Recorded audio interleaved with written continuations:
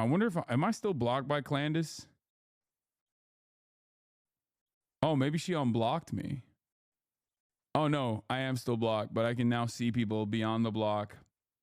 Shouts out to Twitter for that.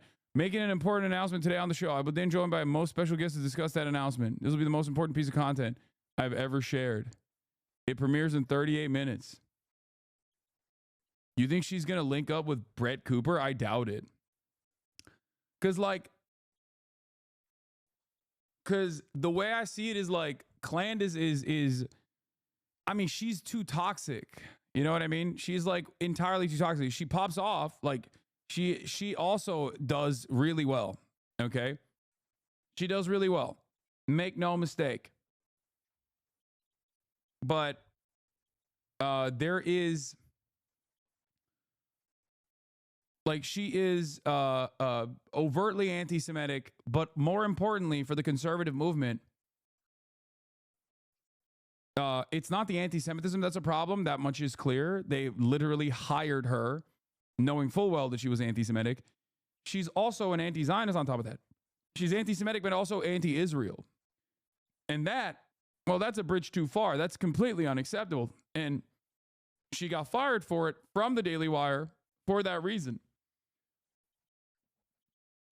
So I don't think someone like Brett Cooper, unless they are ideologically committed to presenting themselves or collaborating and aligning with like someone who is an overt anti-Semite, I doubt that.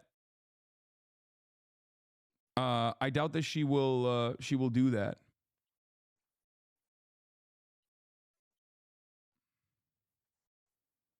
Does that make sense? But maybe I'm wrong. You were wrong about the Queen. Yeah, I mean, the Queen is probably like Candace.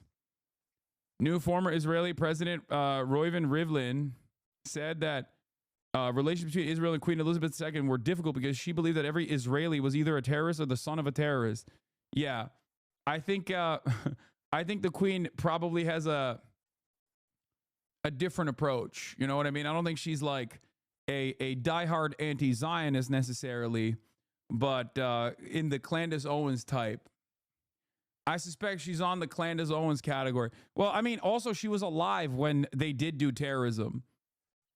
If you listen to my Oxford and Cambridge speech, I brought this up, but like the people that did the acts of terror that were responsible for the King David Hotel like bombing campaign that killed a shit ton of people, that killed like 91 people, were never allowed back into the UK because they were considered terrorists. They were designated terrorists. So that was the British, the King David Hotel bombing was the British headquarters in British Mandate Palestine. And the early Zionist militias, like they did an act of terror there.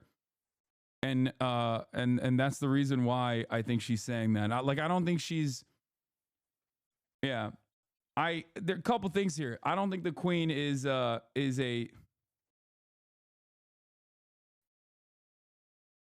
I don't think the Queen is necessarily anti-Zionist. I think she's more anti-Semitic. You know, she's right for the wrong reasons. I should have said was because she's dead. Anyway, yeah. I have noticed that like there is definitely a lot of motion on right-wing commentary, but like not in the original, not in the OG right-wing commentator sphere. There's a lot of motion outside of that. If I were to put this on a spectrum of right-wing sentiment, if I were to put this on a spectrum of right-wing sentiment to get back to the Brett Cooper situation, you have the Daily Wires that are on a downtrend, okay? You have the Daily Wires that are on a downtrend. You have the Steven Crowders that are dying, right? Like they're done, they're cooked. But then there's a crop of like much edgier, much more insane right-wing content creators out there, like the Candace Owenses of the world and the Tyler Hitler Veras of the world. And even someone who like Asmongold, who have leaned into this like I like the Tyler Oliveras of the world attitude, and those guys are popping. Like, they are putting insane numbers on the board. They're putting numbers on the board like I've never seen before. You know what I mean? Like, it's a little bit meta chasing in the case of Asmongold, I would say, because I don't think he has like a coherent, consistent world view that that revolves around, you know, consistently hitting like right wing talking points. But it's like, I mean, look, the shock of truth we just found out, CEO killer, like, his company suddenly no longer care about DEI after Trump's win. 1 million views. Like, he's always had a like a relatively socially conservative bent when it comes to like DEI, woke shit, wokeness in video games. And he has found a comfortable space in talking about, like, you know, right-wing politics in general. His views, his pixelated titties are good and woke is bad.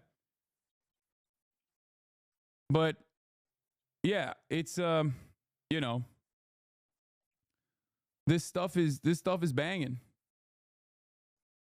Like, his like super basic right wing, like, look how stupid the liberals are content is popping off.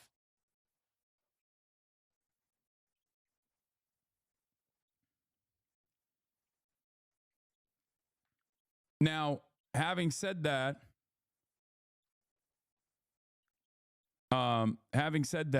outside of that space, like the Candace Owenses of the world are popping off as well.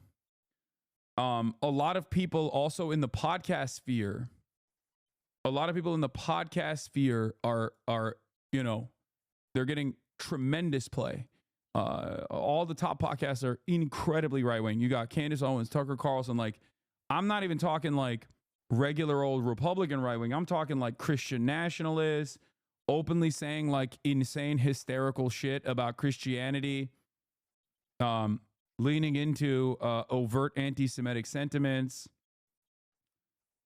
So it's bad. It's not good, folks. It's bad. Some of them are connected with the manosphere. A lot of those manosphere guys are also, in the way that they are leaning, a lot of those manosphere guys, in the way that they're leaning into like right-wing commentary, they've also increased the stakes a lot. You know, all the while, we're still here.